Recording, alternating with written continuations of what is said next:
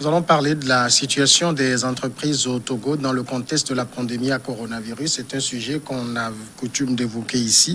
Eh bien, aujourd'hui, où dans le pays, en tout cas, on évoque une certaine stabilisation de la pandémie. Quelle est justement la situation des entreprises? Est-ce qu'on peut dire que les entreprises sont en convalescence? Nous parlons de ce sujet tout à l'heure avec Ismaël Tanko, qui est le concepteur de Tanko Timeti. Bonsoir Ismaël Tanko. Bonsoir Samuel. Merci d'être notre invité. Merci de m'avoir invité. Alors, la situation des entreprises, je le disais, elles sont les premières à subir les effets du coronavirus parce que pendant tous ces mois de crise sanitaire, plusieurs secteurs d'activité ont dû s'arrêter, d'autres ont fonctionné au ralenti. Aujourd'hui, quelle est la situation de façon globale, surtout pour les PME, PMI? Ok, merci beaucoup. Je dirais qu'aujourd'hui, les PME, PMI, pour la plupart, sont toujours malades. Pour la plupart, sont toujours malades parce que ce n'est pas forcément parce qu'on lève un certain nombre de mesures que ça veut forcément dire que l'activité économique a repris, que ça veut forcément dire que les consommateurs qui avaient perdu leur niveau de revenus ont donc retrouvé ces niveaux de revenus et qu'ils ont recommencé à consommer comme avant.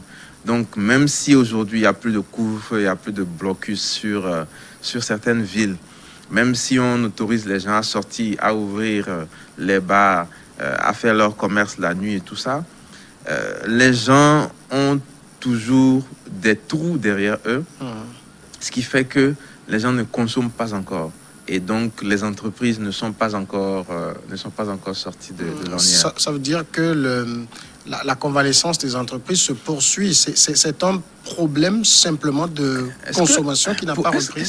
Pour moi, est-ce qu'on est même en convalescence? Et que pour moi, les entreprises sont toujours malades. Convalescence, c'est que bon, vous êtes malade, vous étiez malade, et puis bon, maintenant ça va mieux. Et juste, il faut reprendre des forces. Pour moi, c'est pas encore le cas.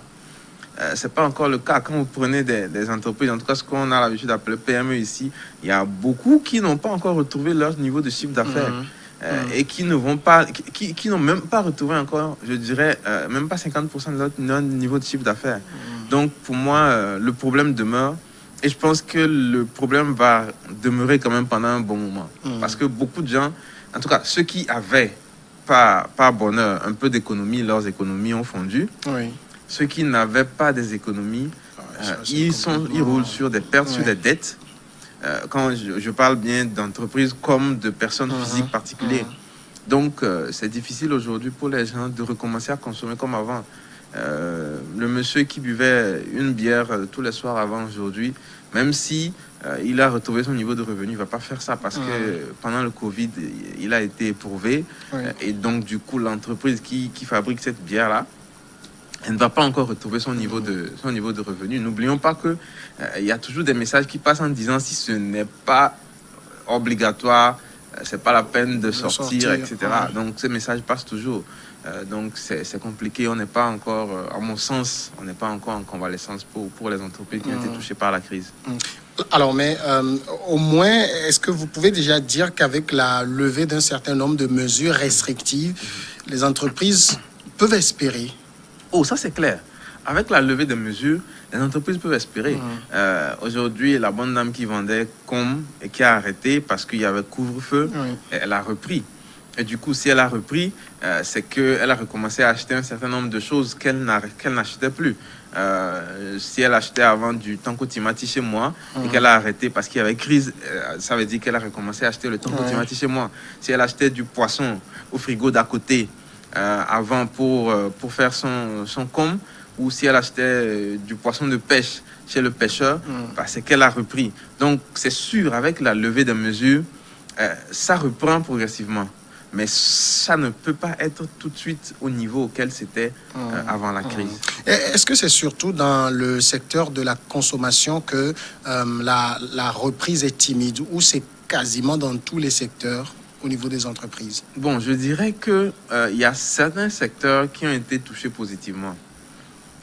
Et ça, c'est le secteur agroalimentaire en général. Tout ce qui est nourriture, bon, les gens ont continué d'acheter de la nourriture. Oui. Mais c'est vrai quand même que on peut avoir remarqué que certains types de nourriture, les gens n'en achetaient plus parce que les gens se disent il faut revenir juste à l'utile et au plus important, strict nécessaire. Mais en général, je dirais que c'est pas tout le monde qui va reprendre comme avant. Ça va être progressif en fonction du secteur dans lequel vous êtes. Certains secteurs vont reprendre tout de suite. Certains secteurs, quand je prends l'exemple de l'hôtellerie, ça va pas reprendre maintenant. Tout de suite, mais par exemple, quand je prends les bars, moi, ma remarque, c'est que les gens recommençaient à sortir dans les bars et à consommer. C'est sûr que ce ne sera pas à 100%, mais ce sera peut-être actuellement à 50 ou à 60% déjà. Donc, vraiment, ça dépendra du secteur dans lequel l'entreprise se trouve. Est-ce qu'au niveau des entreprises, vous avez réussi, par exemple, à faire des scénarios je ne vais pas dire de sortie de crise, mais en tout cas, ce à quoi il faut s'attendre? Parce que moi, je suivais un certain nombre de scénarios qui avaient été faits, en tout cas au niveau des pays occidentaux, où on évoquait une reprise parfois en dents de scie. Ça va être chute, reprise, jusqu'à la stabilisation. Il y a des scénarios qui sont en U, c'est-à-dire on a une chute et puis après ça se relève. Il y a carrément des scénarios qui sont en L, donc on a une longue durée de vraiment un niveau très bas avant d'envisager une reprise pour un temps indéterminé. Quel est le scénario dans lequel les entreprises togolaises se situent? Bon, ok, il faut dire qu'au Togo, il n'y a pas d'études, c'est voilà, ça? Les statistiques, les études et toutes ces projections-là ne sont pas aussi précises et aussi disponibles que dans les pays occidentaux où ils sont en mode collecte de données, analyse de données à tout moment.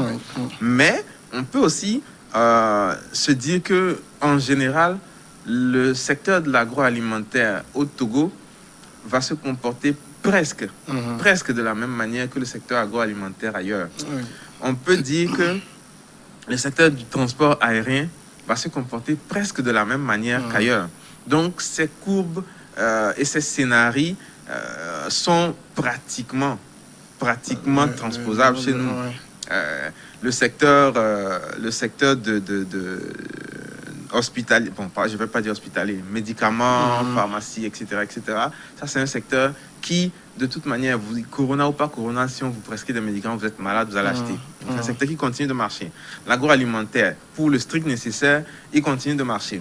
Maintenant, pour ce qui est considéré peut-être par la plupart des gens comme un peu plus luxe, dans l'agroalimentaire, ça va prendre un peu de temps avant que ça ne reprenne. Pour tout ce qui est secteur de équipement de protection individuelle, c'est quelque chose qui va continuer, en tout cas qui ne va pas avoir un pic comme on l'avait au temps fort de la crise, mais quand même qui va se maintenir à un certain niveau parce que aujourd'hui les masques sont obligatoires.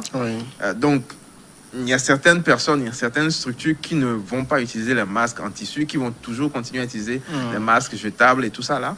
Donc, c'est un secteur qui va se maintenir, par exemple. Donc, on peut quand même comparer en disant ce qui se passe ou les études qui ont été faites en Occident sont pratiquement réplicables chez nous en termes de résultats et c'est pratiquement la même chose à laquelle on va assister, quoi. Alors, si je prends un secteur très précis comme le vôtre, vous êtes par exemple dans les purées de tomates et tout.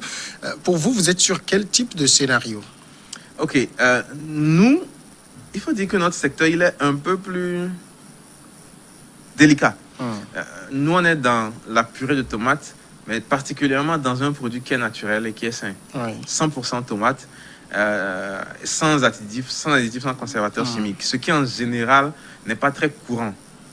Mais quand je veux prendre le secteur courant de la tomate, du concentré de tomate par exemple, c'est un secteur qui, quels qu'en soient les cas, va se porter bien. Parce que, quels qu'en soient les cas... C'est en fonction du coût de revient ou comment...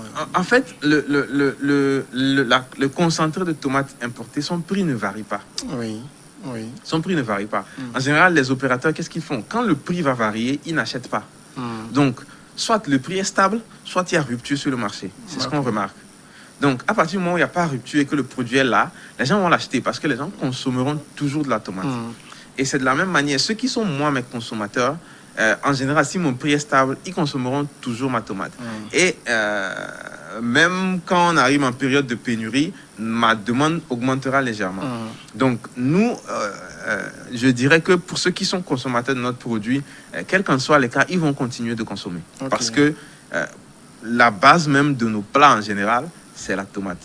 Il n'y a pas de semaine au cours de laquelle quelqu'un m'a dit qu'il n'a pas mangé de tomate. Voilà. Alors, ça veut dire que, est-ce qu'au niveau d'entreprises comme la vôtre, par exemple, parce qu'il y en a beaucoup d'autres dans le même cas que vous, on n'a pas du tout senti les effets de la crise sanitaire?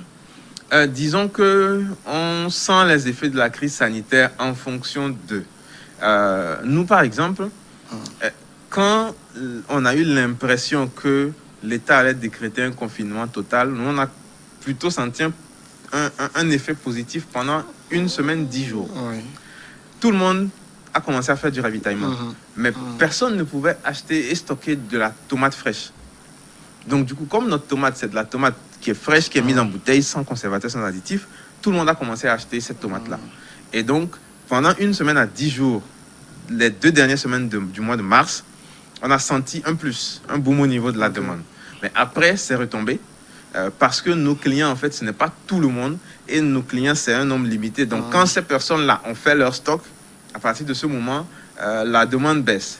Mais il faut dire qu'en général, nous, on n'a pas trop ressenti l'effet de la crise en tant que tel. C'est vrai qu'en général, nous-mêmes, notre produit, il est encore difficilement vendu sur le marché, tout simplement parce que les gens disent que c'est trop cher. Mais bon, la qualité a toujours un prix. Mais au-delà de ça, je ne peux pas dire que nos ventes ont chuté ou ont plongé à cause de la crise du coronavirus. Alors, on sait aussi qu'au moment où la crise commençait par prendre sa vitesse de croisière dans notre pays, les autorités ont compris tout de suite l'effet que ça allait produire et sont intervenus avec un certain nombre de mesures d'accompagnement. Quelle évaluation vous en faites aujourd'hui? Ça a pu aider à maintenir la barque à flot? Bon, il faut dire que dans ce domaine, je vais classer en 2 catégories. Il y a ce que j'appelle les PME, PMI et les grandes entreprises qui avaient des mesures économiques telles que allègement, bon, c'est pas allègement, disons diminution de la pression au niveau fiscal, voilà, bon, pas diminution de la pression fiscale, mais diminution au niveau de la pression au niveau du recouvrement fiscal. Voilà, c'est-à-dire que vous n'avez pas les moyens d'aller payer, on ne vous met pas la pression pour venir payer. Même chose, diminution de la pression au niveau du recouvrement au niveau de la CNSS. Donc, économiquement, c'est les mesures que le gouvernement a prises.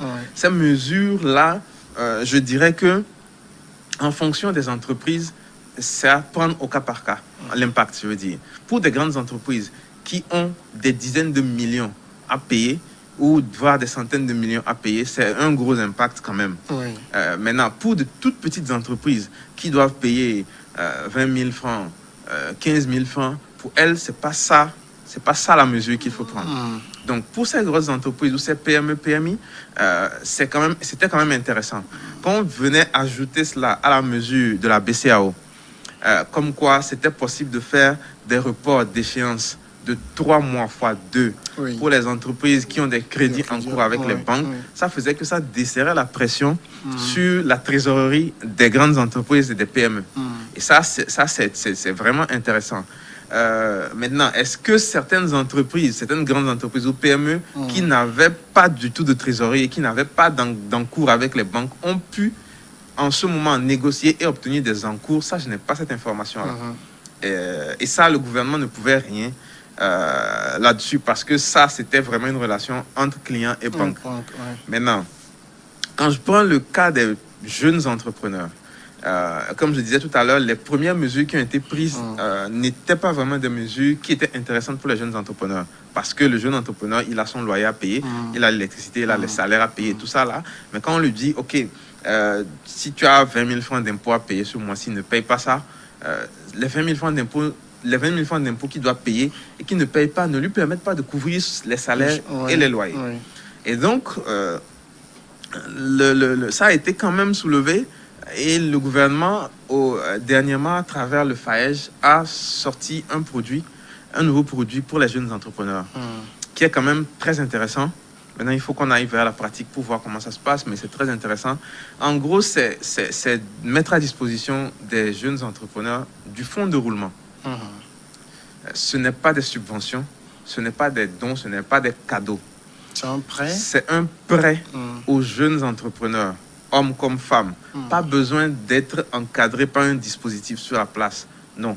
Vous êtes entrepreneur, vous avez votre entreprise qui est enregistrée, qui est formalisée et qui travaille depuis un certain temps. Vous pouvez avoir un crédit. Et ça, c'est tout simple. Il faut aller sur le site web du FAEJ, faej.tg, et dessus, vous créez un compte, comme vous créez un compte Facebook. Oui. En fait, tout a été numérisé. Oui. Justement, Covid oblige. Oui. Donc, vous créez un compte, et après avoir créé le compte, vous recevez un SMS comme quoi votre compte a été créé et tout. Première étape. Et ensuite, maintenant, les deux autres étapes, c'est que vous fournissez un certain nombre d'informations sur votre entreprise.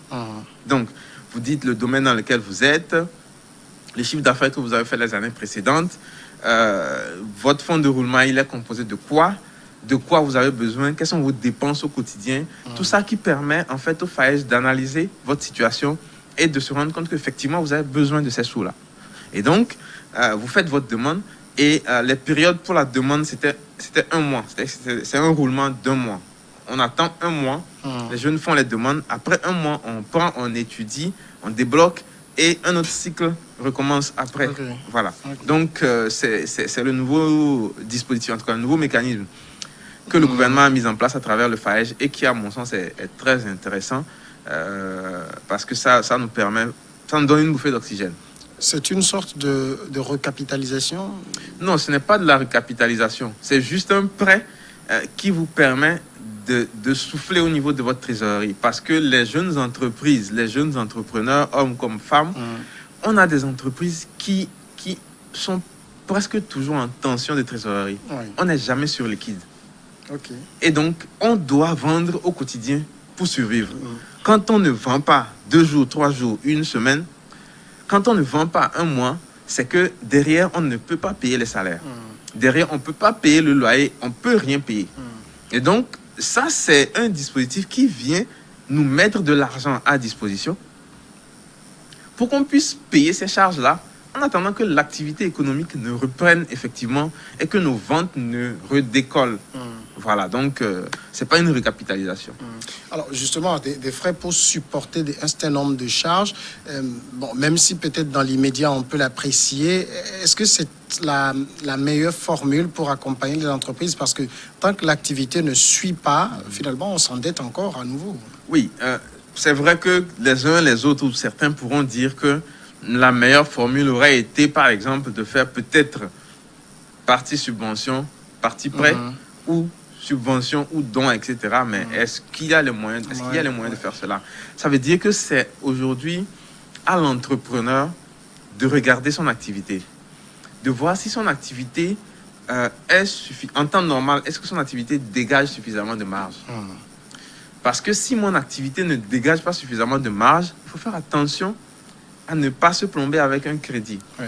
Bon, sachant quand même que les crédits FAEJ sont à un taux de 4,5%, ce qui n'existe pas sur le marché togolais.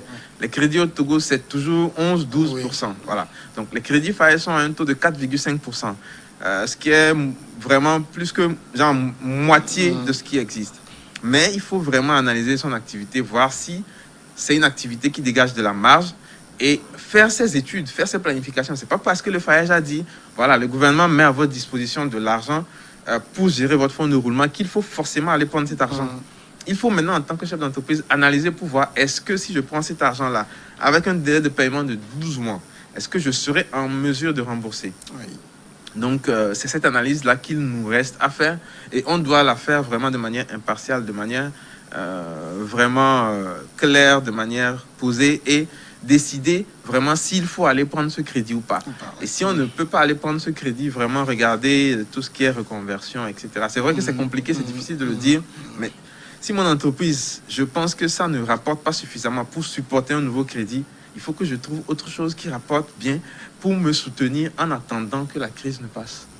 Alors, en tout cas, c'est un bon mécanisme d'accompagnement aujourd'hui, mais c'est à hauteur de combien?